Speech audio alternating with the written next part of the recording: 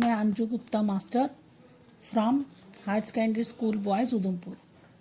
तो जैसा कि कल हमने democracy in contemporary world lesson number 1 part 1 में डेमोक्रेसी क्या है और डेमोक्रेसी इन कॉन्टेम्प्रेरी वर्ल्ड उसको मोर क्लियर करने के लिए हमने 2 स्टोरीज के बारे में बताया था। तो कल हमने एक स्टोरी जो पढ़ी थी वो थी चाइल्ड के बारे में। आज हम दूसरी स्टोरी पे आएंगे, वो है पोलैंड की। इन 1980 Poland was ruled by Polish United workers party. 1980 में पोलैंड में पोलिश यूनाइटेड वर्कर्स पार्टी जो थी वो रूल करती थी। This was one of the many communist parties that ruled in several countries of east Europe at that time. उस समय की जो पॉलिटिकल पार्टीज थी उनमें से पोलिश यूनाइटेड वर्कर्स पार्टी एक थी। In these countries no other political party was allowed to function. इन कंट्रीज में इसके अलावा कोई और पॉलिटिकल पार्टी जो थी वो फंक्शन नहीं कर सकती थी, उसको कोई भी कार्य करने के लिए अलो नहीं किया जाता था। The people could not freely choose the leader of communist party और द गवर्नमेंट। लोगों को कोई हक नहीं था कि वो कम्युनिस्ट पार्टी का या गवर्नमेंट का कोई इलेक्ट करें leader. Those who spoke against the leaders और the party and the government were put in prison. कोई भी जो इनके अगेंस्ट बात करता था या इनके अगेंस्ट बोलता था उन लीडर्स को प्रिजन में डाल दिया जाता था। The government in Poland was supported and controlled by the government of the Soviet union. जो पोलैंड की गवर्नमेंट थी उसको सोवियत यूनियन ने पूरी तरह से अपने कंट्रोल में रखा हुआ था। A vast and powerful communist state, वो एक बहुत बड़ी और पावरफुल स्टेट थी। On 14 August 1980 the workers of Lenin shipyard in the city of Gdansk went on strike. 14 अगस्त 1980 को जो वर्कर्स थे वो सारे के सारे स्ट्राइक पे चले गए और शिपयार्ड को गवर्नमेंट के द्वारा ऑन्ड किया गया। In fact all the factories and big property in Poland was owned by the government. जितनी भी फैक्ट्रीज थी और बिग प्रॉपर्टी थी पोलैंड की वो गवर्नमेंट के द्वारा ऑन की गई। The strike began with the demand to take crane operator women workers who was unjustly dismissed from service.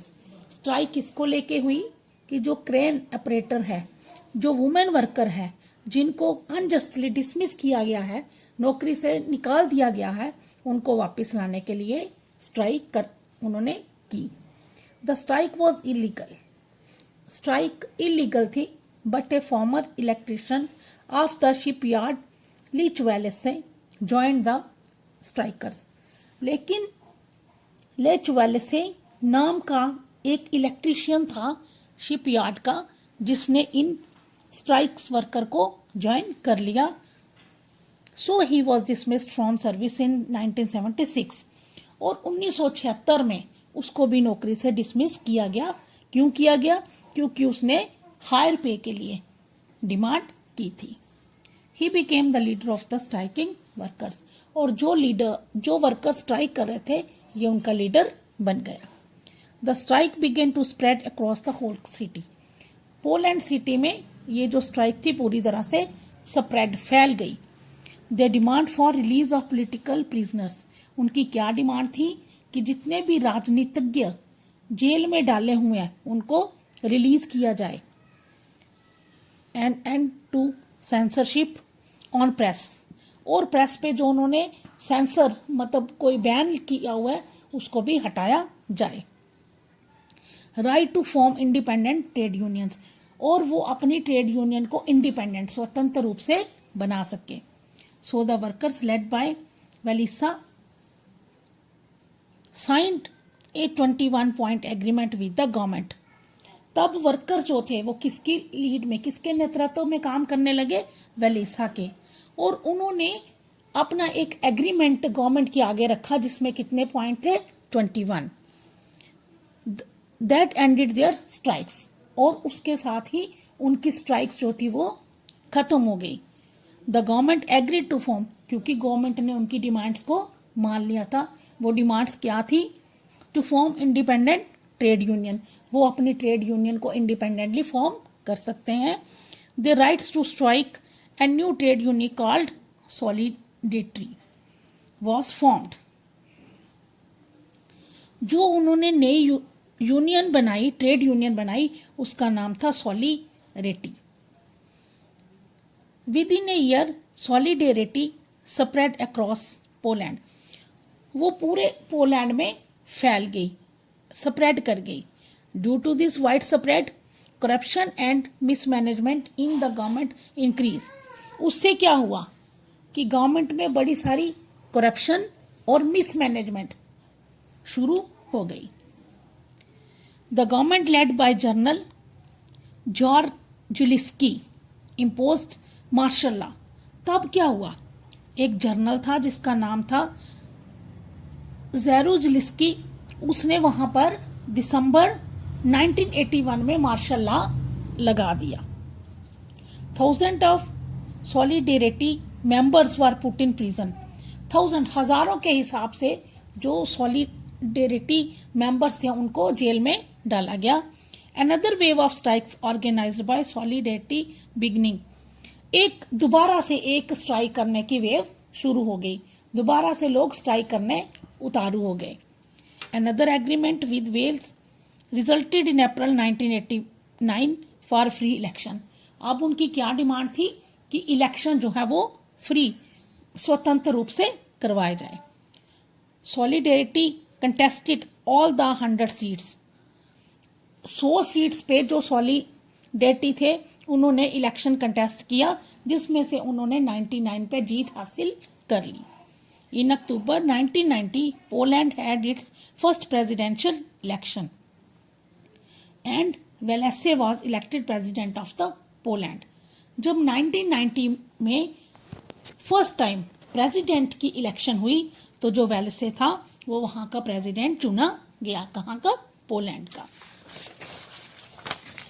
अब हमने जो कल टॉपिक पे डिस्कस किया था उसमें हमने चाइल्ड की स्टोरी के बारे में पढ़ा था और आज हमने पोलैंड की स्टोरी के बारे में पढ़ा।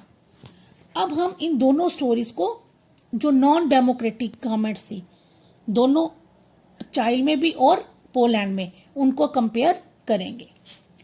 Child was ruled by military dictator, child में जो रूल था वो मिलिट्री डिक्टेटर का था। वाइल, जबकि Poland was ruled by political party, Poland में किसका रूल था? पॉलिटिकल पार्टी का। The government of Poland claimed, उसने क्या क्लेम किया था पोलैंड की गवर्नमेंट ने? It was ruling on behalf of the working classes. जो रूल होना चाहिए वो किसके बिहाफ पे होना चाहिए? वर्किंग क्लासेस पे। पिनोचेट मेड नो सच क्लेम, लेकिन पिनोचेट ने ऐसा कोई क्लेम नहीं किया।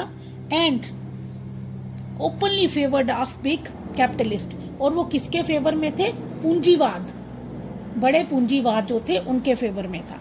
Yet both had some common features, लेकिन दोनों के कुछ कॉमन फीचर्स थे। The people could not choose और चेंज देयर रूलर्स, ना लोग अपनी मर्जी से अपने लीडर को चूज कर सकते थे, ना ही अपने कोई रूल को चेंज कर सकते थे।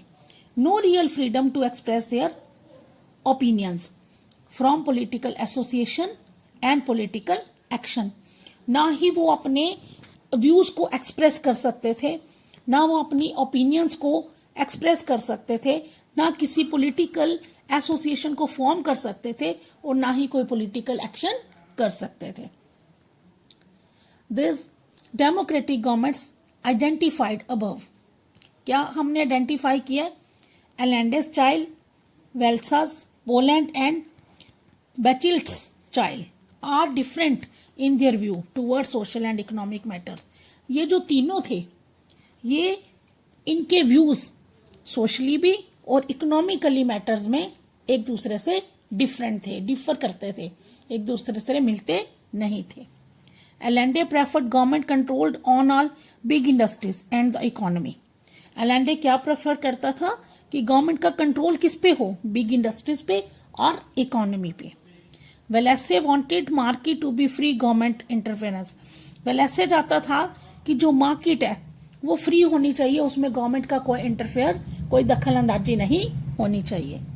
बैचेल्टे preferred the middle path on the issues, और वो जो बैचेल्टे था वो मिडल पाथ को प्रेफर करता था। Yet three government share some basic features, मतलब तीनों के सम बेसिक फीचर्स थे। फ्रॉम दीज टू स्टोरीज, जो हमने चाइल्ड की स्टोरी पढ़ी और पोलैंड की स्टोरी पढ़ी, उन दोनों स्टोरी से एक हमने क्या ड्रा किया, to identify a rough way to identify a democracy, मतलब लोकतंत्र को आइडेंटिफाई करने के लिए एक रफ वे ड्रा किया।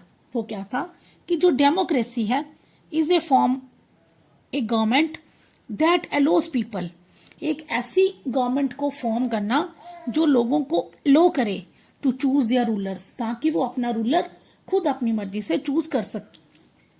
Only leaders elected by people, और जो लीडर लोगों के द्वारा इलेक्ट किया जाए शुड रूल द कंट्री, वो ही देश पर शासन करें। And people have the freedom to express views, और लोगों को ये स्वतंत्रता होनी चाहिए कि वो अपने व्यूज को, अपने ओपिनियंस को एक्सप्रेस कर सकें। Freedom to organise and freedom to protest, वो कोई ऑर्गेनाइज बनाना चाहे ऑर्गेनाइजेशन, उसको वो ऑर्गेनाइज कर पाए, और अगर वो प्रोटेस्ट करना चाहे अपने हक के लिए तो भी उनको स्वतंत्रता होनी चाहिए। आज के लिए इतना ही।